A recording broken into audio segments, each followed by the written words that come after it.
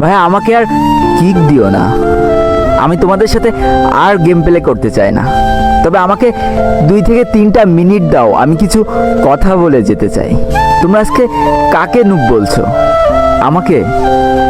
তাহলে তোমরা হয়তো ভুলেই গিয়েছো যে তোমরা যেদিন প্রথম এই গেমটা ইনস্টল করেছিলে সেদিনও তোমাদের লেভেল কিন্তু অন ছিল। আর সেদিনও তোমরা আমার মতোই সাদা জামা আর এই কালো প্যান্টটা পরেছিলে। সেদিনও তোমাদের কাছে কোনো গান স্কিন আর কোনো ইমোট ছিল না। সেদিনও ঠিক আমার মতোই তোমরা অসহায় ছিলে। আর আজ দেখো তোমাদের কত অহংকার আর গর্ব। শুনেছি অহংকার আর গর্ব নাকি দেশলাই কাঠির মতো, কিছু জ্বালায় চুলা আর কিছু জ্বালায় স্বপ্নের ঘর।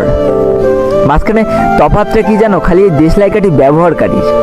জানো তো আমি না তোমাদের মতো 10-12টা করে কিল করতে পারবো না। তবে আমার সব থেকে পছন্দের গানটা পেলেও না আমি তাড়াতাড়ি তোমাদের ডেকে দিয়ে দিই।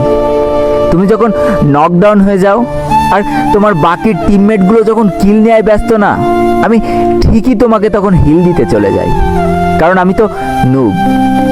অনেকবার হয়েছে কি জানো, হিল তো আমি ঠিকই দিয়ে দিয়েছি, কিন্তু অতগুলো এনিমির মাঝখান থেকে আর আমি হয়তো বেঁচে ফিরতে পারিনি। তাতেও আমার কত আনন্দ যে আমি আমার পুরো টিমমেটটাকে তো হিল দিয়ে দিলাম।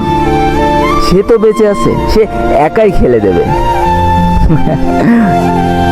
কতবার নকডাউন হয়েছি কিন্তু কারো কাছে বলতে পারিনি অধিকার নিয়ে যে আমাকে হিল করে যাও। কেন জানো তো? কারণ আমি কখনো চাইনি যে আমার জন্য আমার পুরো টিমমেটের কোনো অসুবিধা হোক। চুপ করে দেখে যেতাম যে আমার লাল এইচপি গুলো আস্তে আস্তে কমে যাচ্ছে আর আমি মারা যাচ্ছি। কিন্তু তবু আমার বলার সাহস ছিল না যে আমাকে হিল করে যাও। আমার যতই এইচপি কম থাকুক না কেন, আমার ব্যাগে যদি একটাও মেডকিট থাকতো না, তবু আমার পুরো টিমমেট চাওয়ার সাথে সাথে আমি ব্যাগ খুলে দিয়ে দিতাম।